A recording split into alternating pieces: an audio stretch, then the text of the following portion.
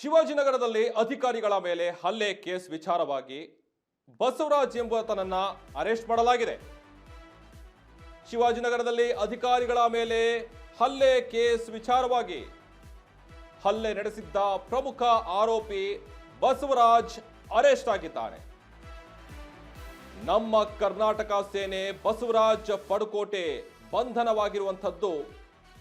ಈಗ ಅವರ ಮೇಲೆ ಬಿಎನ್ಎಸ್ ಸೆಕ್ಷನ್ಗಳ ಅಡಿ ಕೇಸನ್ನ ದಾಖಲಿಸಿಕೊಂಡಿದ್ದಾರೆ.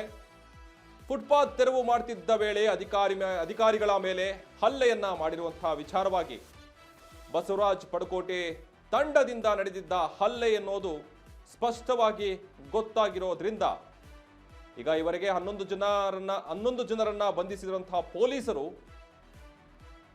ಎಸ್ಕೇಪ್ ಆಗಿದ್ದ ಪ್ರಮುಖ ಆರೋಪಿ ಬಸವರಾಜ್ ಸೆರೆ ಹಿಡಿದು ಆತನನ್ನ ಬಂಧಿಸಲಾಗಿದೆ.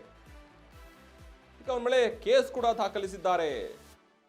ನೋಡ್ಬೋದು ಆ ದೃಶ್ಯದಲ್ಲಿ, ನಾನು ನಿನ್ನೆ ಹೇಳ್ದ ಹಾಗೆ ಇದು ಪಕ್ಕ ಏನು ಅಂತಂದ್ರೆ ಒಂದು ದೌರ್ಜನ್ಯವೆಸಗಿರುವಂತಹ ಕೃತ್ಯ ಅಂತಾನೆ ಹೇಳ್ಬೋದು. ಅಧಿಕಾರಿಗಳನ್ನ ಈ ರೀತಿ ತರಾಟೆ ತೆಗೆದುಕೊಂಡು ಆತ ಏನ್ ಮಾಡಿದಾನೋ ಏನೋ ಗೊತ್ತಿಲ್ಲ, ಆದರೆ ಈ ರೀತಿಯಾದಂತಹ ದೌರ್ಜನ್ಯವೆಸಗಿದ್ದಾರೆ, ಹಲ್ಲೆಯನ್ನ ಮಾಡಿದ್ದಾರೆ, ಮನ ಬಂದಂತೆ ಥಳಿಸಿದ್ದಾರೆ ಅನ್ನುವಂಥದ್ದು ಬಹಳ ಸ್ಪಷ್ಟವಾಗಿ ಗೊತ್ತಾಗ್ತಾ ಇದೆ. ಆದ್ರೆ ಆ ಕಾರಣದಿಂದಾಗಿ ಕೃಷ್ಣ ಬೈರೇಗೌಡರು ಏನ್ ಆಕ್ಷನ್ ತಗೊಂತಾರೆ, ಈಗ ಬಿಡಿ ಅಧಿಕಾರಿಗಳು ಮತ್ತೆ ಇನ್ನೆಲ್ಲೇ ತೆರವು ಕಾರ್ಯಾಚರಣೆ ಹೋಗ್ಬೇಕಂದ್ರೆ ಏನ್ ಕಟ್ಟೆಚ್ಚರವನ್ನ ವಹಿಸ್ತಾರೆ ಅನ್ನುವಂಥದ್ದು ಗೊತ್ತಾಗ್ತಾ ಹೋಗುತ್ತೆ.